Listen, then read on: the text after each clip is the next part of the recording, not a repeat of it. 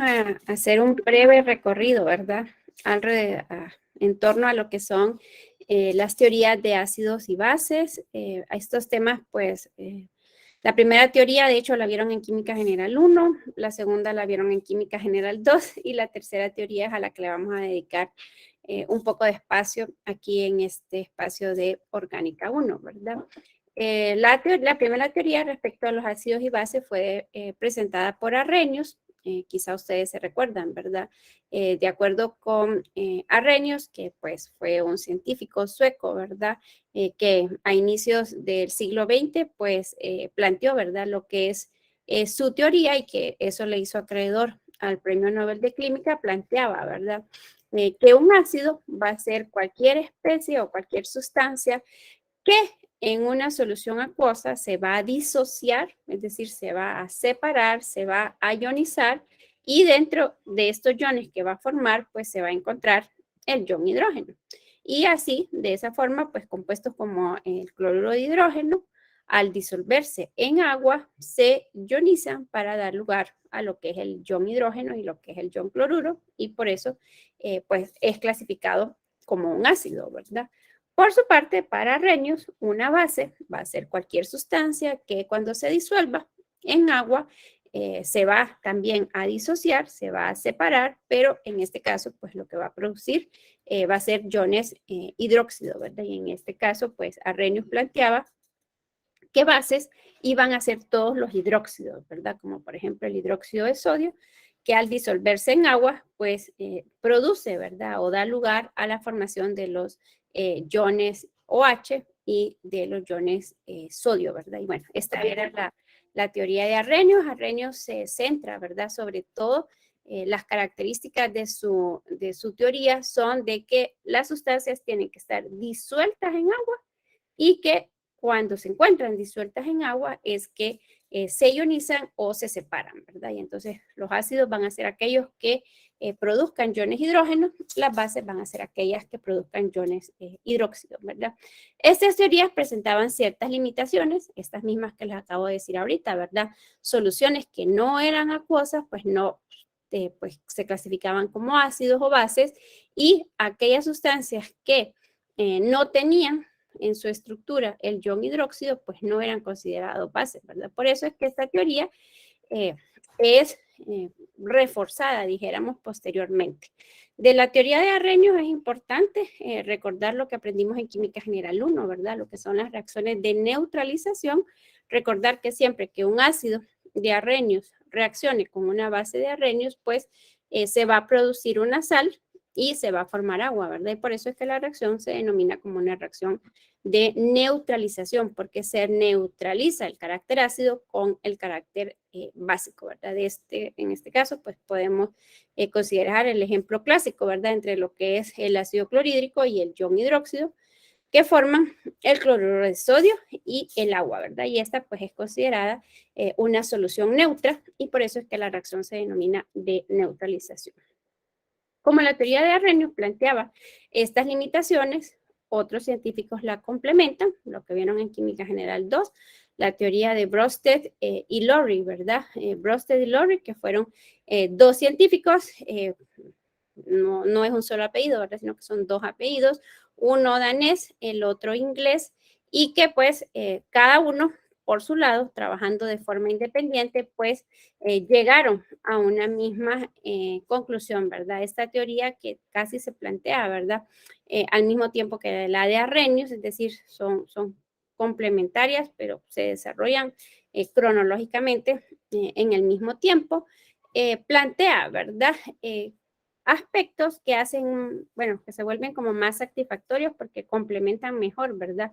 La teoría de Arrhenius y entonces el aporte de Brøsted y Lowry es que ellos consideraron en su definición de ácidos y bases especies que no eran acuosas, ¿verdad? Decíamos que una delimitación de la de Arrhenius es que Arrhenius planteó sus definiciones para ácidos y bases considerando que tenían que estar disueltos en agua, ¿verdad?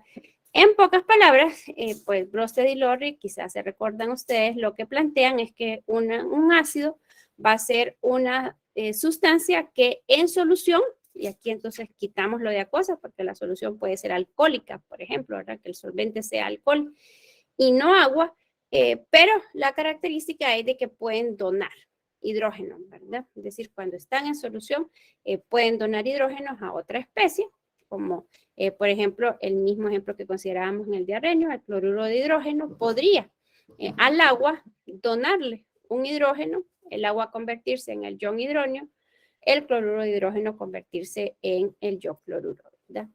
Por su parte, Brosted y Lowry plantean que una base va a ser cualquier sustancia que en solución acuosa o no puede aceptar o es capaz, ¿verdad?, de captar un ion hidrógeno. Entonces ya aquí la definición de Brosted y Lowry, las características, ¿verdad?, es que definen a un ácido y una base en torno a los iones hidrógeno, si estos son aceptados o si estos son donados, ¿verdad? Y por ejemplo, ya compuestos que en la de Arrhenius no podían clasificarse ni como ácidos ni como bases, ya la teoría de Brosted-Lowry sí permite, ¿verdad? Por ejemplo, el caso del amoníaco.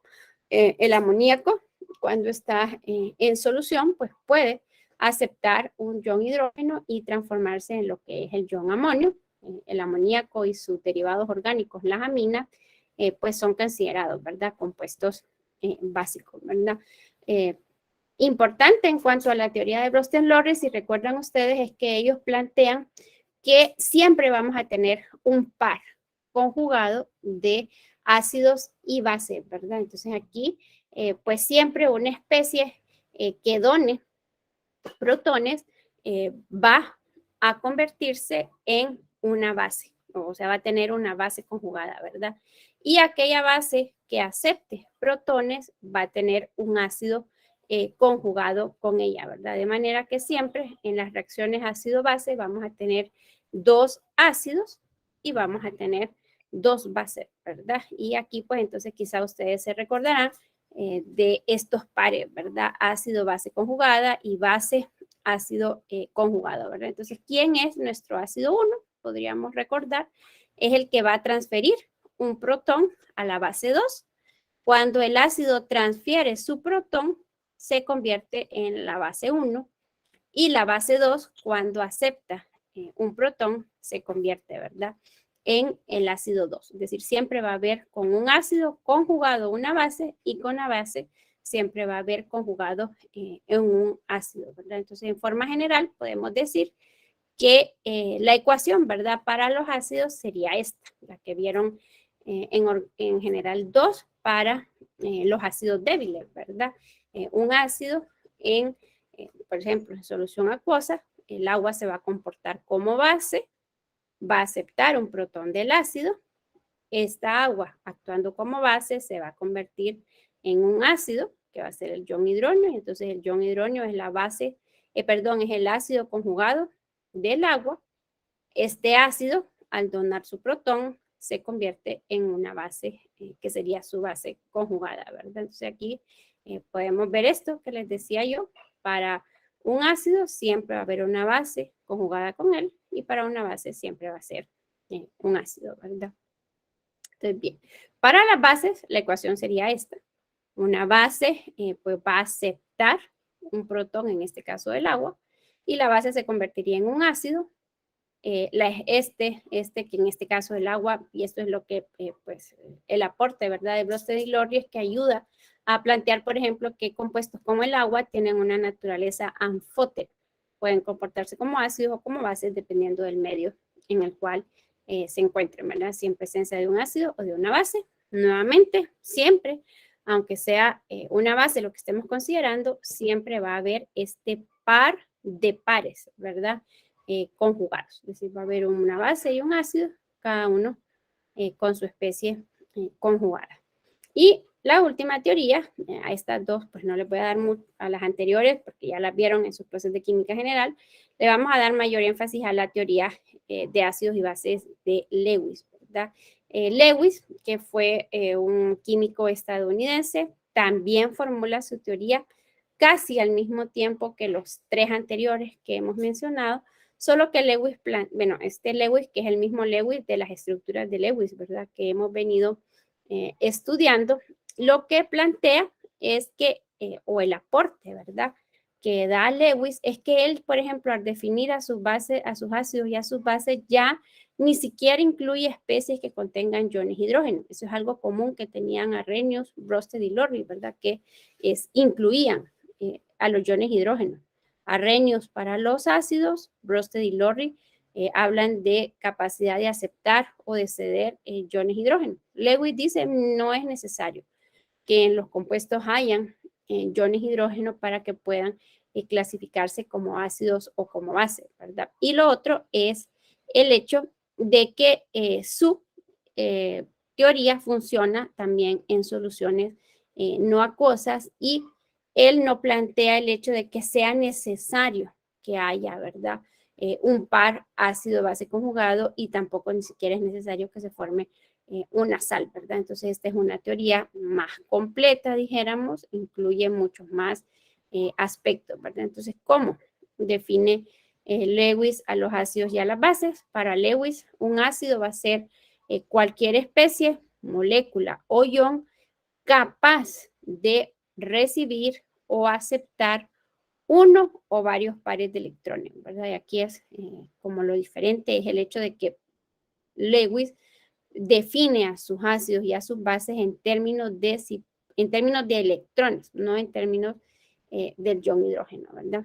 Y una base, dice Lewis, va a ser una sustancia neutra, molécula o un ion capaz de donar uno o varios pares de electrones, ¿verdad? Entonces, bien, ¿qué implican estas definiciones? Que si un ácido es una especie que va a aceptar, que va a recibir pares de electrones solitarios, deberá de tener en su estructura orbitales que estén vacíos o medio vacíos, ¿verdad? O medio llenos, como quieran plantearlo, ¿verdad? Para poderlos alojar, porque ¿cómo vamos a poder alojar algo que para lo cual no tenemos espacio, ¿verdad? Entonces esto es muy importante. Deberá de ser una especie deficiente en electrones o parcialmente deficiente en electrones. Por su parte, las bases, si van a donar electrones, pues deberán de tener pares de electrones solitarios, ¿verdad? Y por eso es que hemos venido hablando, hemos venido haciendo este repaso de las estructuras, del número de enlace, de electrones de valencia, para poder llegar a plantear y decir, este átomo tiene o no tiene pares de electrones solitarios y cuántos tiene, ¿verdad? Porque aquí es donde vamos a necesitar todo esto que hemos mencionado. Entonces, por ejemplo, en la teoría de Lewis, podríamos hablar, y aquí si ustedes se fijan, ya ni aparece el ion hidrógeno ni aparece el agua siquiera, ¿verdad? Podríamos hablar, por ejemplo, tener al trifluoruro de boro y tener al ion fluoruro, ¿verdad? Entonces aquí voy a abrir una pizarrita para que podamos analizar esta estructura que se nos está planteando. Aquí fíjense que no se les está planteando. Bueno, vamos a ver si aparecen todos. No, mejor cualquier persona. No aparecen todos ahí que se las pueda compartir. Ya aquí en el chat ya pueden ver la pizarra, ¿verdad? Entonces, bien, con respecto al fluoruro de hierro 3, perdón, al fluoruro de boro, lo siento, que vengo de hablarles de eso a los de Orgánica 2. En el trifluoruro de boro, entonces tendríamos que estar de acuerdo que el boro está unido a 3 átomos de flúor, ¿verdad? Y que cada uno de estos átomos de flúor tiene 3 pares de electrones solitarios. Todos deberíamos de poder, ya a estas alturas, sin problema, llegar a estas estructuras de Lewis. Luego tenemos el ion fluoruro. Y como es el ion fluoruro, entonces sabemos que es el átomo de flúor, pero que ha ganado un electrón, ¿verdad? Entonces este átomo de flúor va a tener 4 pares de electrones solitarios de una carga negativa. Entonces, la definición que estábamos planteando, decíamos, ¿verdad? Un ácido de Lewis va a ser una especie que acepte pares de electrones solitarios y si puede aceptar pares de electrones solitarios es porque tiene espacio, como les decía, ¿verdad? Entonces aquí tendríamos todos que estar de acuerdo que este boro tiene capacidad, ¿verdad? Porque únicamente tiene 6 electrones alrededor de él. El boro que está en el periodo 2 podría tener hasta 8, ¿verdad? Porque decíamos, la regla del octeto la cumplen todos los elementos del periodo 2. Entonces aquí todos deberíamos de poder afirmar que este trifluoruro de boro es nuestro ácido de Lewis. Y específicamente ahí el átomo que puede aceptar electrones es el boro. Y tendríamos que estar de acuerdo que esta es nuestra base de Lewis, ¿verdad? Porque es la especie que es más rica en electrones. Estos flúor solamente tienen 3 pares de electrones, mientras que este tiene 4, ¿verdad? Entonces aquí, y ya nos vamos introduciendo, ¿verdad? En los temas de orgánica, plantearíamos el mecanismo. Un mecanismo es una descripción paso a paso, ¿verdad? De los enlaces que se rompen y se forman, bueno, un mecanismo de reacción, ¿verdad? Porque podemos hablar de otros mecanismos, pero específicamente un mecanismo de reacción es una descripción paso a paso de los enlaces que se rompen y de los enlaces que se forman. Aquí, como esta sería nuestra especie que dona electrones, la flecha saldría de ese par de electrones que se está donando hacia el átomo que los está aceptando.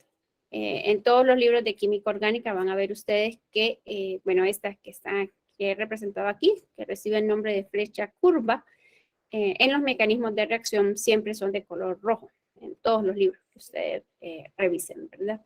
Y bueno, eso nos llevaría a plantear el producto de esta reacción ácido-base de Lewis, ¿verdad? Lo que se formaría sería ¿qué implica que los dona? Esto es bien importante, ¿verdad? Cuando decimos que una base es una especie que dona electrones, lo que quiere decir es que se enlaza, ¿verdad? Con ella. Entonces aquí tendríamos que este flúor queda enlazado. Aquí hablamos de el tercer tipo de enlace covalente que pudieron haber aprendido en sus clases de química general, ¿verdad? Podemos tener los enlaces covalentes coordinados, que son enlaces covalentes donde se comparten electrones, pero es un solo átomo el que comparte los 2 electrones para formar el enlace. Aquí, pues, cada uno de estos átomos de flúor quedaría con 3 pares de electrones solitarios. Y si ustedes han ido estudiando, ya a estas alturas, todos tendríamos que estar de acuerdo que en este compuesto, bueno, aquí no me va a ajustar poder poner el otro par de electrones aquí abajo, pero ustedes deberían de poder poner, ¿verdad? Aquí, un par de electrones aquí abajo. Que este boro tiene una carga formal negativa, ¿verdad? Podemos hacer el planteamiento rápidamente, ¿verdad? Para el caso de el boro tiene 5 electrones de valencia menos. Tiene 0 electrones en pares solitarios y tiene, perdón, 5, lo siento. El boro tiene 3 electrones de valencia. El nitrógeno es el que tiene 5. El boro tiene 3 electrones de valencia, tiene 0 electrones en pares solitarios y está formando 4 enlaces, ¿verdad? Entonces esto nos quedaría 3 menos 4 y eso sería igual a menos 1, ¿verdad? Y entonces por eso decimos, aquí en este producto, este boro tiene una carga formal negativa. Esta que mirábamos acá, ¿verdad? Entonces recordar que estamos poniendo la carga negativa, pero que realmente no es un flúor. Ustedes podrían hacer ahí el cálculo, ¿verdad? O lo podríamos hacer si ustedes quisieran. El cálculo para la carga formal de los flúors. Los 4 flúor están en igualdad de situación. Cada flúor tiene 7 electrones de valencia, menos tiene 2, 4, 6 electrones en pares solitarios y está formando un enlace, ¿verdad? Pues esto nos quedaría 7 menos 7 y eso sería igual a 0, ¿verdad? Es decir, aquí no son los flúors los que tienen carga formal, el que tiene carga formal aquí es el boro, ¿verdad? Y entonces esto ya, como es un tema que ya hemos venido estudiando con anterioridad, pues ya todos deberíamos de poder decirlo, ¿verdad? Ya, aquí ya vamos llegando a ese punto. Bien, entonces esa es nuestro recorrido por lo que son las teorías de los ácidos y bases. No sé si hay alguna pregunta o alguna duda. No, no, Licas, ahorita todo claro. Okay. Bueno, igual yo les había dicho que del capítulo 2, pues les había quedado de tarea, ¿verdad? De que leyeran. Bueno, permítanme, solo les voy a compartir el enlace de la presentación de ácidos y bases por si luego la quieren ver ahí con más detalle. Permítanme, ahorita se los comparto. Antes de pasar a los ejercicios.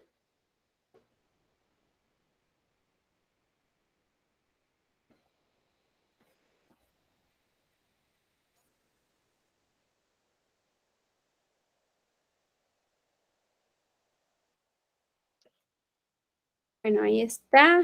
Solo me confirman si lo pueden abrir. Si no tienen ningún problema para abrir la presentación.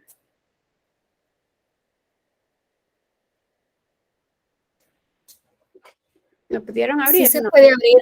Sí, sí se puede abrir. Bueno, muy bien.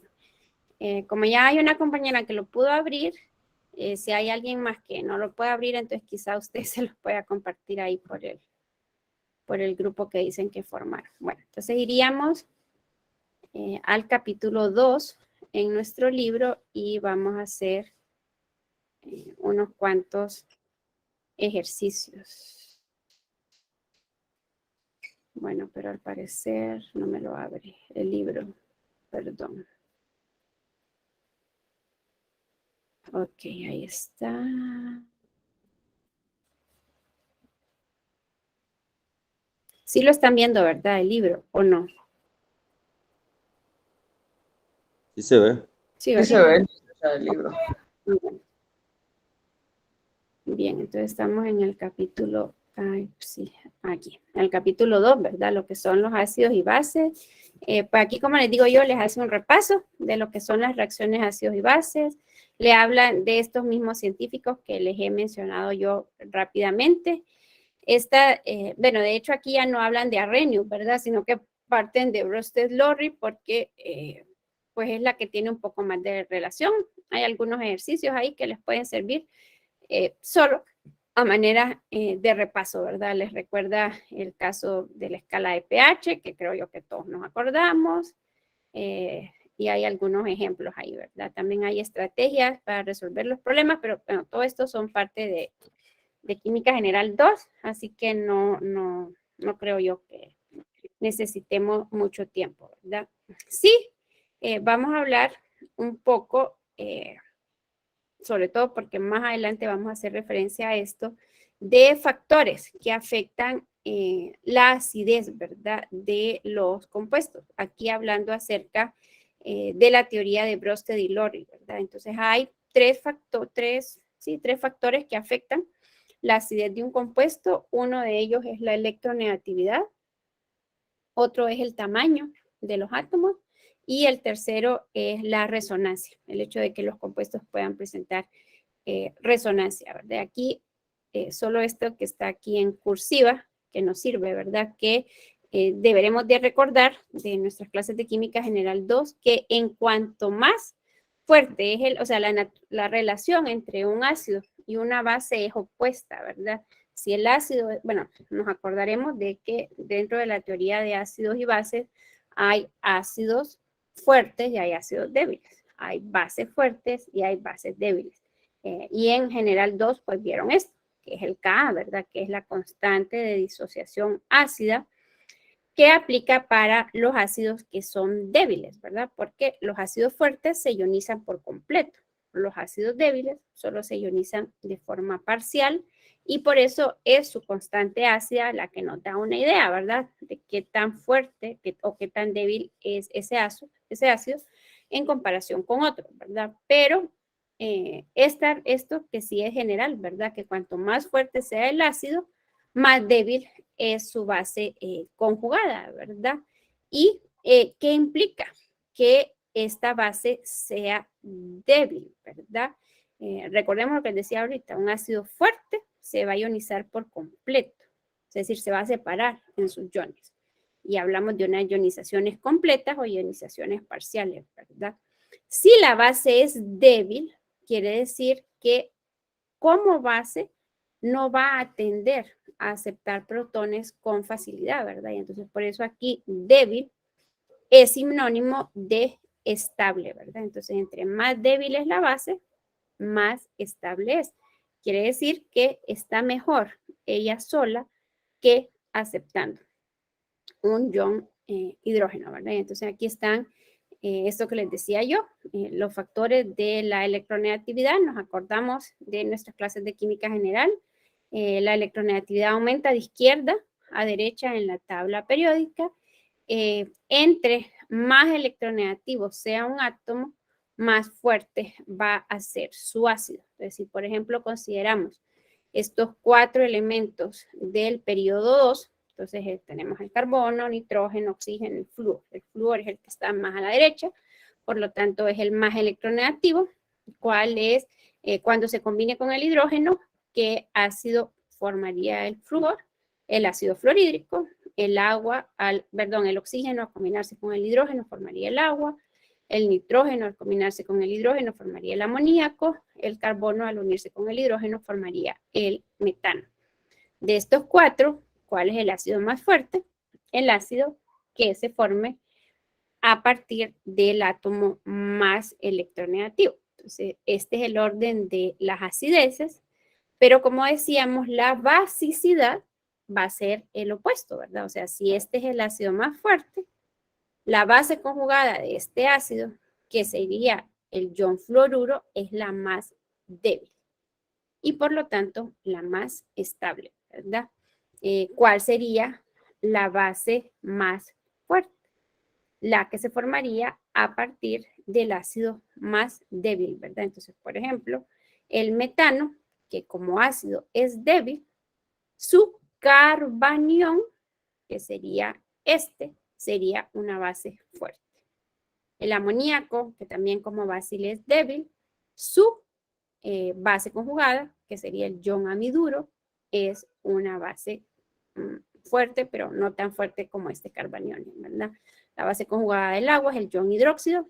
Todos tenemos la experiencia de que el ion hidróxido es una base fuerte, pero en el caso del ion fluoruro, el ion fluoruro es una base débil, ¿verdad? Entonces aquí tenemos, esto también es un repaso, ¿verdad? Pero para que sepan, cuando los átomos tienen un tamaño semejante, el ácido más fuerte tendrá su hidrógeno ligado al átomo con mayor electronegatividad, ¿verdad? Porque esto tenemos que estar claros que estos 4 átomos no es que varíen mucho en cuanto a su tamaño. Entonces, ¿qué es lo que determina? ¿Sí? Cuando los átomos tienen tamaño semejante, el ácido más fuerte va a tener su hidrógeno unido, o sea, va a tener su hidrógeno más fuertemente unido a un átomo con mayor electronegatividad, ¿verdad? Por eso es que decimos que la electronegatividad está relacionada con la fuerza de ese ácido, y la relación entre un ácido y su base es opuesta, como les mencionaba. Aquí tenemos varios valores para poder comprobar esto que les estaba diciendo. Si nos fijamos aquí, la tendencia ya cambia, ¿verdad? Porque ya estamos hablando de flúor, cloro, bromo y yodo. Ya no estamos hablando de un periodo, sino que ahora estamos hablando de un grupo. Cuando pasamos de un grupo al otro, cuando pasamos de un periodo a otro dentro de un grupo en la tabla periódica, ahí sí hay un gran cambio, ¿verdad? Sabemos que el flúor es el más pequeñito de los halógenos, pero ya el cloro es más grande que el flúor. El bromo es mucho más grande que el cloro y todavía más grande que el flúor, y el yodo es el más grande de todos. Entonces, una cosa es cuál es el comportamiento a lo largo de un periodo, y otro es cuál es el comportamiento a lo largo de un grupo. Entonces, a lo largo de un grupo, la electronegatividad no varía mucho, pero sí varía mucho el tamaño, ¿verdad? Que es el otro factor que vamos a ver, ¿verdad? Entonces, aquí lo podemos ver. Cuando los átomos tienen un tamaño muy distinto, el ácido más fuerte tendrá su hidrógeno ligado al átomo más grande, ¿verdad? Entonces aquí estamos hablando flúor, cloro, bromo y yodo. Estamos en el periodo 7 de la tabla periódica. El átomo más grande es el yodo. Por lo tanto, el ácido más fuerte va a ser el ácido yodídrico. Va a ser más fuerte que el bromídrico más fuerte que el clorhídrico y el clorhídrico más fuerte que el fluorhídrico. De hecho, si se recuerdan de química general, 2 de los ácidos de los halógenos, estos 3 son ácidos fuertes. Ácido yodídrico, bromídrico y clorhídrico son ácidos fuertes, se ionizan por completo cuando están en agua. El ácido fluorhídrico es un ácido débil. Entonces ustedes dicen, bueno, y no nos estaba diciendo antes que era el más fuerte. Sí, es el más fuerte cuando lo comparamos en un periodo, pero cuando lo comparamos en un grupo, el ácido fluorhídrico es el ácido más débil. Entonces aquí vemos, ¿verdad? La relación del tamaño con la fuerza del ácido. Pero como ya decíamos, si el ácido es fuerte, ¿cómo va a ser su base conjugada? Va a ser débil, ¿verdad? Entonces, si el ácido yodídrico es el ácido más fuerte porque tiene el átomo de mayor tamaño, el ion yoduro va a ser la base más estable, va a ser la base más débil. ¿Cuál va a ser la base más fuerte? Sería el ion fluoruro, ¿verdad? Que sería la más reactiva. Entonces, estos son los parámetros, ¿verdad? Entonces, bien, podría surgir esta pregunta, ¿verdad? ¿Por qué el tamaño del átomo tiene un efecto significativo en la estabilidad de la base? ¿Por qué aquí este ion yoduro es la base más estable, ¿verdad? Pues porque los electrones de valencia del fluoruro están en un orbital 2p. Los electrones de valencia del cloruro están en un orbital 3p, los del bromuro están en un orbital 4p y los del yoduro están en un orbital 5p. El volumen que ocupa un orbital 3p es bastante más grande que el volumen ocupado por un orbital 2p, porque un orbital 3p se extiende más lejos del núcleo, ¿verdad? Nos acordamos de los niveles, allá en general 1. Está el núcleo, nivel 1, nivel 2, nivel 3, nivel 4, nivel 5, así sucesivamente, ¿verdad? Y esa es la razón, ¿verdad? La carga negativa, aquí lo podemos ver, a medida, lo podemos leer, perdón, a medida que aumenta el tamaño del ion halogenuro, incrementa su estabilidad porque su carga negativa se dispersa sobre un volumen mayor. Es decir, se reduce, ¿verdad? Su densidad electrónica porque está distribuida dentro de un área mayor, ¿verdad? En el caso del ion fluoruro, esa carga negativa está en un área bien pequeña y por eso es que el ion fluoruro reacciona rápidamente. Rápidamente ese par de electrones son donados, ¿verdad? Este era un repaso aparte, ¿verdad? Esto, lo que acabamos de considerar ahorita son compuestos inorgánicos, ¿verdad? Pero ¿cómo afecta el pH, la estructura de un compuesto orgánico, ¿verdad? Y aquí está este resumen que es un poco más largo, pero que nos puede ayudar, ¿verdad? Un compuesto existe principalmente en su forma ácida, es decir, con su protón, en soluciones que son más ácidas que el valor del pKa del grupo que experimenta disociación.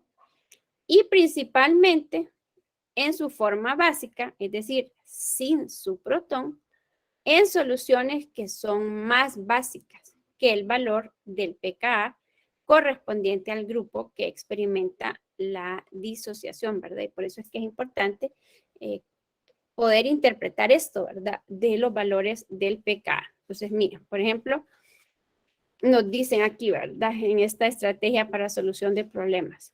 Esboce la forma, o sea, esboce es que esquematice, ¿verdad? Represente la forma en la que predominarán los siguientes compuestos en una solución con pH 5.5. Entonces, bueno, este es el etanol.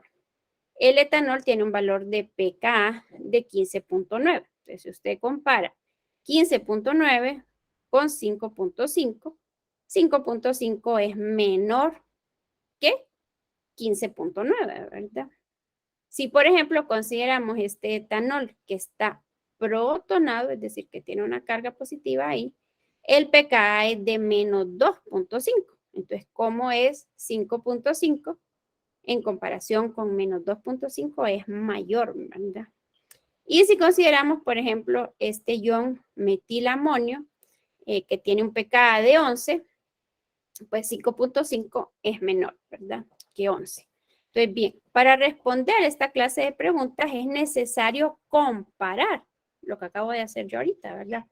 El pH de la disolución con el valor pKa de protón disociable del compuesto. Para el inciso A, el pH de la solución es más ácido, 5.5, que el valor de pKa del grupo, OH, que es de 15.9. Por lo tanto, el compuesto existirá principalmente como etanol con su protón. ¿Por qué?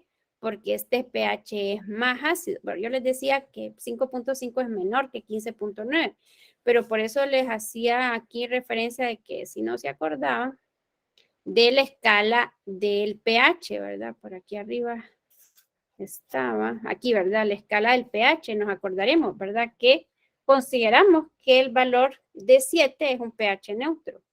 Por debajo de 7, el pH decimos que es ácido. Por encima de 7, decimos que el pH es básico. Entonces, como 5.5 es menor que 15.9, nos encontramos en un pH que es ácido, ¿verdad? Entonces, ¿qué forma va a predominar? La forma que tenga su protón, ¿verdad? Es decir, que no va a donar su protón, sino que lo va a tener con él, que es lo que estábamos leyendo ahorita. Aquí, ¿verdad? El pH de la solución es más ácido, 5.5, porque 5.5 es menor que 15.9. Por lo tanto, el compuesto existirá principalmente como CH3, CH2OH con su protón. Para el inciso B, el pH de la solución es más básico. ¿Por qué? Porque 5.5 es mayor que menos 2.5. Entonces, como este valor, o sea, y por eso aquí lo que estamos haciendo es comparándolo, ¿verdad? Porque usted me puede decir, Licky, ¿no era que los valores menores que 7 son ácidos? Sí, 5.5 es un pH ácido, pero al compararlo con menos 2.5, aunque 5.5 es un pH ácido, es más básico que menos 2.5, ¿verdad? Por lo tanto, el compuesto existirá principalmente como CH3, CH2OH sin su protón, porque aquí decíamos, tiene un protón, o sea, aquí lo podemos ver, ¿verdad? Tiene H2 y una carga positiva. Como estaría sin su protón, entonces, ¿cómo lo tendríamos? En su forma neutra, que sería CH3, CH2, OH, ¿verdad? En el caso del inciso C, entonces, ¿qué pasa? Decíamos 5.5 es menor que 11, es decir, que el pH de la solución es más ácido que el valor del pKa del grupo NH3+, y por lo tanto existirá principalmente como CH3, NH3 con su protón, ¿verdad? Entonces, por eso ahí lo que tenemos que hacer pues es comparar. Bien, entonces para ver si esto queda claro, quiero que hagamos este problema 14. Muestre cada uno de los siguientes compuestos en sus formas ácidas. Luego esboce la forma en la que predominarán en una solución con pH de 5.5. Bien, entonces lo pueden copiar. Mientras ustedes lo copian, yo voy a ir poniéndolo en nuestra pizarra para que lo discutamos.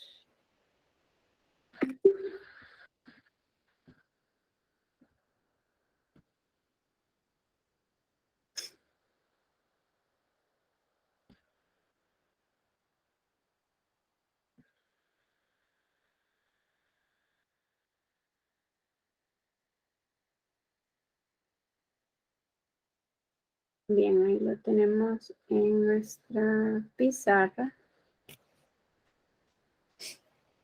Y le voy a dar unos 2 minutos para que piense.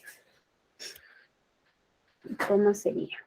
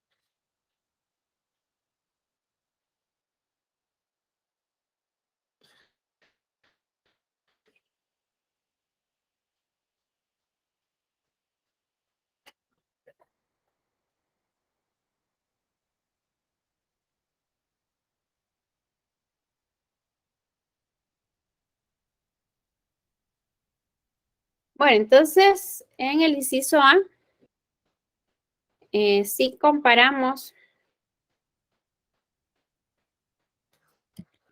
5.5 con 4.76, ¿cómo sería 4.5 en comparación con 4.76?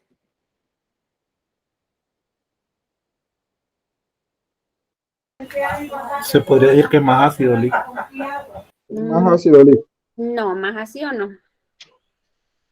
5.5 es mayor que 4.76. El ácido ahí es 4.76. Muy bien, muy bien. Así que 5.5 es un poco más base, se podríamos considerarlo así. Excelente, muy bien. 5.5 es mayor que 4.76. Por lo tanto, podemos decir que 5.5 es más básico, ¿verdad? Entonces, como es más básico, ¿cómo vamos a encontrar a ese CH3COH? ¿Con su protón o sin su protón? Disculpen, no sería incorrecto decir que es más básico, no sería mejor decir que es menos ácido, porque como está debajo de 7 no deja de ser ácido. Pero decir que es menos ácido es igual que decir que es más básico. Es lo mismo. Usted lo puede decir de cualquiera de las dos formas, pero el significado es el mismo. Es menos ácido. Entonces, si es menos ácido, ¿qué es? Más básico. Y si es más ácido, es menos básico. Lo que pasa es que aquí las dos cosas, es que justo general 2 es fundamental para esto, ¿verdad? Tendrían que repasar la autoionización del agua, ¿verdad? Y esto era lo que no me quería meter porque esto es general 2. Muy bien. El agua tiene lo que se conoce como el constante del producto iónico del agua, que tiene un valor de 1 por 10 a la menos 14 a un valor de 25 grados Celsius, ¿verdad? De hecho, en general 2 aprendieron que esto, porque esta es una constante de equilibrio, las constantes de equilibrio cambian con la temperatura. Por ejemplo, esta escala de pH que hablamos ahorita de 0 a 14 solo aplica para los 25 grados Celsius. Ya si la temperatura sube a 30, ya la escala de pH no va de 0 a 14, tiene otros valores porque cambia esta constante del producto iónico, ¿verdad? Entonces, lo que sucede es que asumimos que en el laboratorio trabajamos a condiciones de 25 grados Celsius. No siempre eso es cierto, pero es el valor que solemos utilizar, ¿verdad? Lo otro que aprendieron en general 2 es que el agua se autoioniza.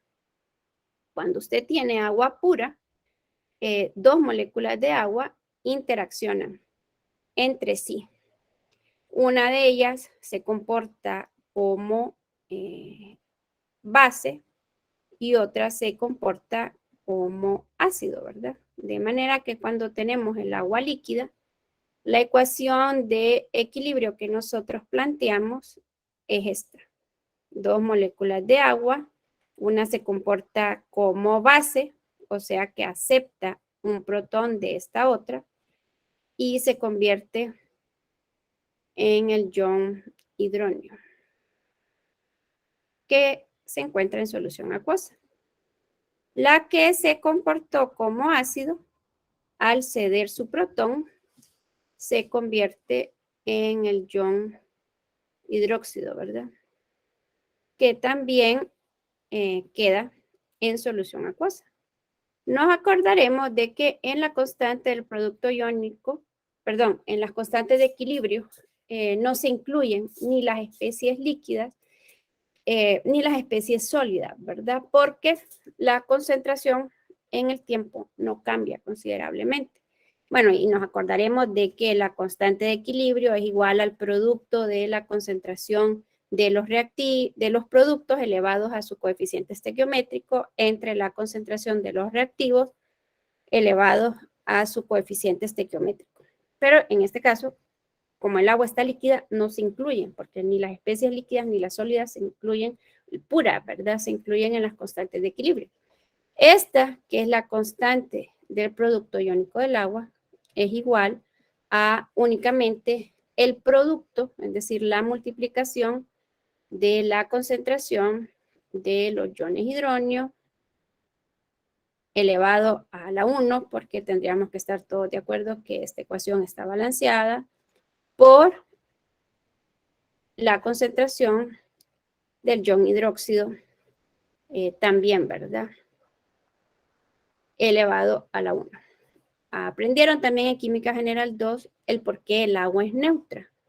El agua es neutra porque esta ecuación balanceada nos dice que hay 1 mol de ion hidróneo y hay 1 mol de ion hidróxido. Es decir, en el agua pura, la concentración de los iones hidróneo es igual a la concentración de los iones hidróxido. Por eso es que el agua es neutra, ¿verdad? Es neutra porque tanto la concentración del ácido como la concentración de la base son iguales.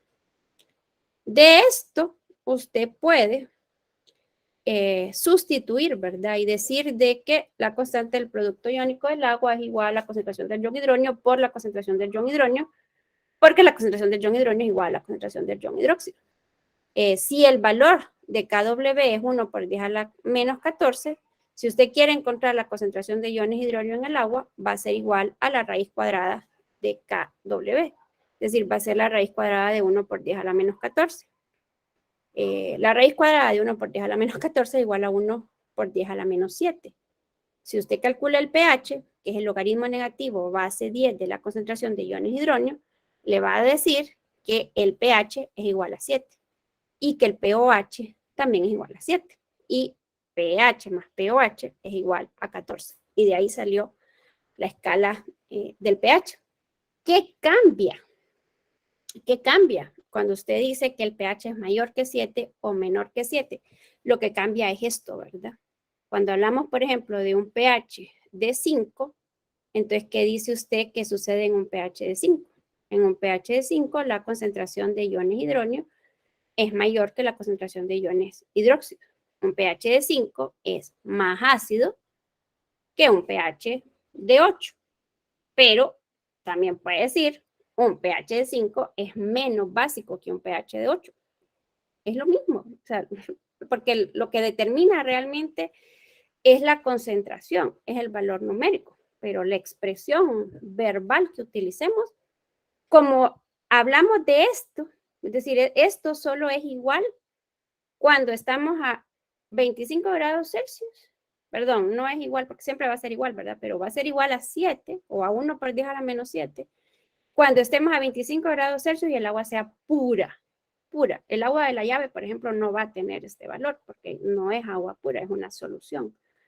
A un pH de 10, entonces, ¿qué va a suceder? A un pH de 10, lo que vamos a tener es que la concentración de los iones hidróxido va a ser mayor que la concentración de los iones hidróxido. ¿Cómo es el pH de 10 con respecto al pH de 5? ¿Es más básico o menos ácido? Como usted lo quiera plantear, pero realmente son lo mismo. O sea, lo que estamos diciendo es lo mismo. Con distintas palabras, pero es lo mismo. No sé si queda claro. ¿O no? Sí, le que está claro. No, pero el compañero que hizo la observación, o ya se desconectó el compañero que hizo el comentario. Yo estaba en la pizarra, entonces no, solo escuché, pero no pude ver quién fue. Yo fui Legui. Ya está claro, muchas gracias. Ok, bueno, ya son las 11. Lo siento, nos extendimos en esto y no logramos concluir. Bien,